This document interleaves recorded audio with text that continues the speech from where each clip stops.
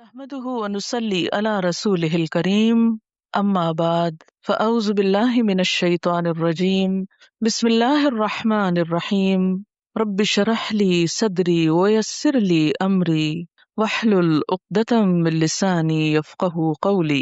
حضرت اسامہ بن زید بیان کرتے ہیں، میں نے عرض کیا، اے اللہ کے رسول صلی اللہ علیہ وسلم، میں آپ کو کسی مہینے میں سوائے رمضان کے اتنے روزے رکھتے ہوئے نہیں دیکھتا جس قدر روزے آپ شعبان میں رکھتے ہیں۔ آپ نے فرمایا کہ لوگ اس رجب اور رمضان کے درمیان والے مہینے کی فضیلت سے غافل ہیں۔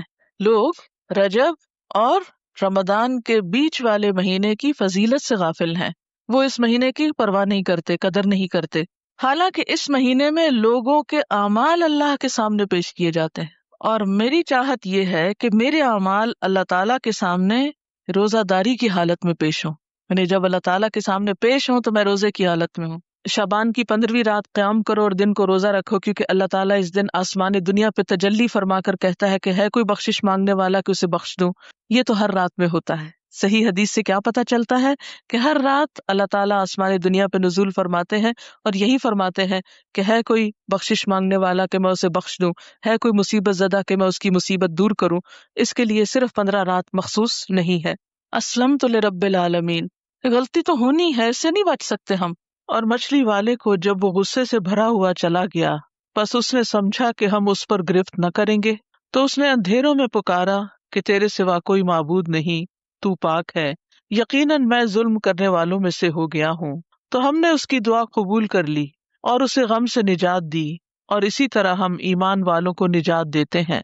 ظنون اذ ذهب مغاضبا فظن ان لن نقدر عليه فنادى في الظلمات ان لا اله الا انت لا اله الا انت سبحانك اني كنت من الظالمين فاستجبنا له ونجيناه من الغم وكذلك ننجي المؤمنين لا اله الا انت سبحانك اني كنت من الظالمين، کہ تیرے سوا کوئی الہ نہیں، تو پاک ہے، بے شک میں ہی ظالموں میں سے ہوں۔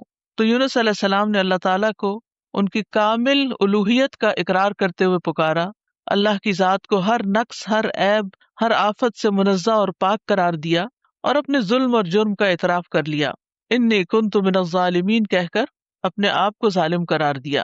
تو اس آیت میں اس بات کی دلیل ہے کہ تحلیل یعنی لا الہ الا اللہ کا پڑھنا اور تسبیح سبحانہ کا پڑھنا ہر غم کو دور کر دیتے ہیں، تکلیفوں اور پریشانیوں سے نجات دیتے ہیں۔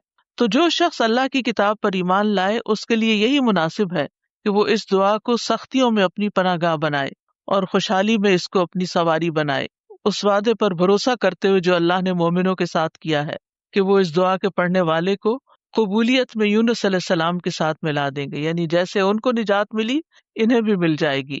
یہ یونس علیہ السلام کی دعا ہے، لا الہ الا انت سبحانک انی کنت من الظالمین۔ نبی صلی اللہ علیہ وسلم نے فرمایا، ذنون کی دعا جب وہ مچھلی کے پیٹ میں تھے، یعنی لا الہ الا انت سبحانک انی کنت من الظالمین، جب بھی کوئی مسلمان کسی معاملے میں ان الفاظ کے ساتھ اپنے رب سے دعا کرے، وہ دعا اس کے لیے ضرور قبول ہوگی۔ یہ دکھ دور کرنے والے کلمات ہیں۔ رسول اللہ صلی اللہ علیہ وسلم نے فرمایا، کیا میں تمہیں ایسی چیز نہ بتاؤں کہ جب تم میں سے کسی آدمی کو دکھ اور پریشانی اور دنیا کی آزمائشوں میں سے کوئی آزمائش آئے تو وہ اس دعا کو پڑھے تو اس کی تکلیف دور ہو جائے گی؟ تو آپ سے کہا گیا کیوں نہیں؟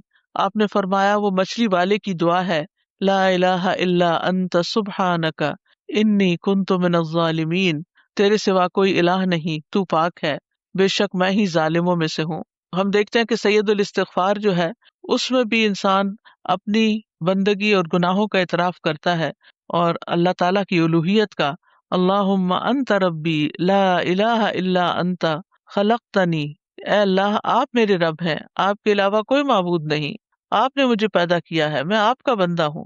تو بہرحال اس میں یہ جو لا الہ الا اللہ ہے اس دعا کے اندر، لا الہ الا انت، یہ ایمان کی افضل ترین شاخ ہے۔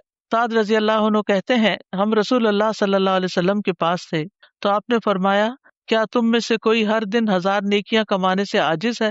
آپ کے پاس بیٹھے لوگوں میں سے کسی نے پوچھا، ہم میں کوئی آدمی 1000 نیکیاں کیسے کما سکتا ہے؟ آپ نے فرمایا، جو آدمی 100 مرتبہ سبحان اللہ پڑھتا ہے اس کے لیے 1000 نیکیاں لکھی جاتی ہیں یا اس کی 1000 خطائیں مٹا دی جاتی ہیں۔ پھر اسی طرح رسول اللہ صلی اللہ علیہ وسلم نے فرمایا جو شخص سبحان اللہ و بحمدی کی ایک دن میں 100 بار کہے تو اس کے گناہ معاف کر دیے جاتے ہیں، اگرچہ وہ سمندر کی جھاگ کے برابر ہی کیوں نہ ہو۔ ہوتی ہے انی کنت من الظالمین پر کہ بے شک میں ظالموں میں سے ہوں، یعنی اپنے گناہوں کا اعتراف۔ تو یاد رکھیے جو شخص توبہ کرتا ہے اللہ تعالیٰ اس سے محبت کرتا ہے، جو اپنے گناہوں کا اعتراف کرتا ہے اللہ تعالیٰ اس سے خوش ہوتا ہے۔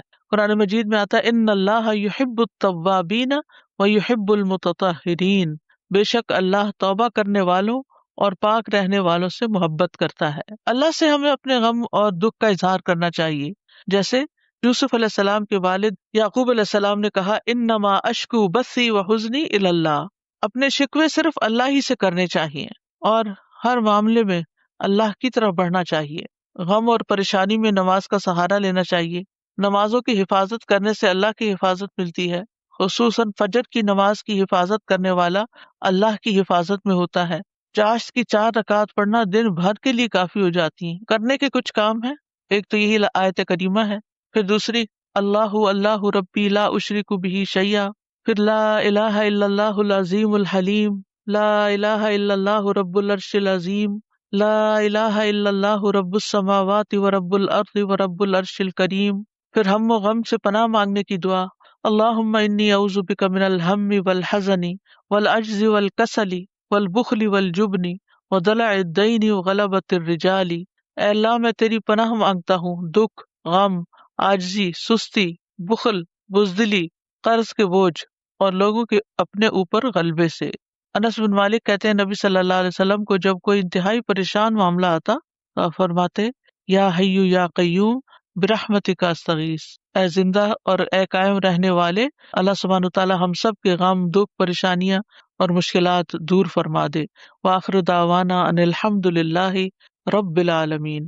پھر اسی طرح اللہ سبحانہ تعالیٰ کی صفات الحی القیوم کا ذکر ہے، یہ بھی بہت زبردست صفات ہیں اور ان میں اللہ سبحانہ تعالیٰ کا اسم اعظم ہے جس کو پڑھنے سے دعائیں قبول ہوتی ہیں۔ اسی لیے ہم دیکھتے ہیں کہ بدر کے موقع پر جب حالات بہت تنگ تھے تو نبی صلی اللہ علیہ وسلم نے کن اسماء کو پکار کر دعا کی تھی؟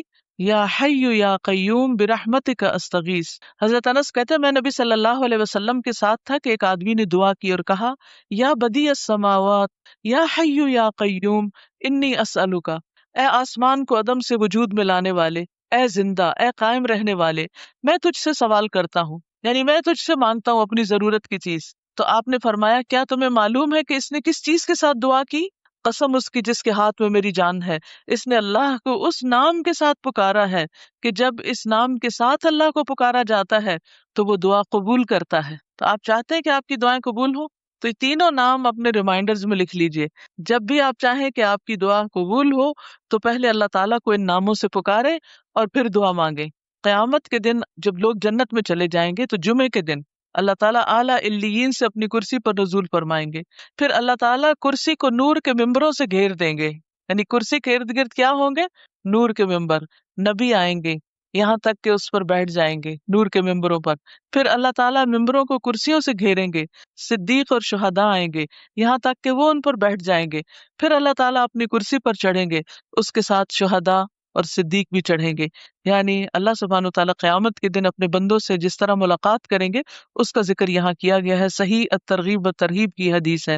وَهُوَ الْعَلِيُّ الْعَظِيمُ، اور وہ بلند ہے، بہت عظیم ہے، اور حقیقت یہ ہے کہ اللہ سے بڑی کوئی بھی چیز نہیں، اس لیے ہمیں اللہ تعالیٰ کے ناموں کے ساتھ دعا مانگتے ہوئے خصوصاً تسبیح کرنی چاہیے۔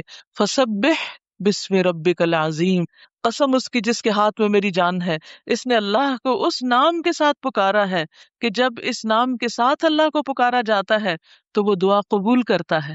تو آپ چاہتے ہیں کہ آپ کی دعائیں قبول ہوں تو یہ تینوں نام اپنے ریمائنڈرز میں لکھ لیجئے۔ جب بھی آپ چاہیں کہ آپ کی دعا قبول ہو تو پہلے اللہ تعالیٰ کو ان ناموں سے پکاریں اور پھر دعا مانگیں۔ یا حی یا قیوم برحمتک استغیث، یا حی یا قیوم برحمتک استغیث، یا حی یا قیوم برحمتک استغیث، یا حی یا قیوم برحمتک استغیث۔ اللہ سبحانہ تعالیٰ ہم سب کے غم، دکھ، پریشانیاں اور مشکلات دور فرما دے۔ وآخر دعوانا ان الحمد للہ رب العالمین۔ سبحانک اللہم و بحمدک اشہد ان لا الہ الا انت استغفرک و اتوب الیک۔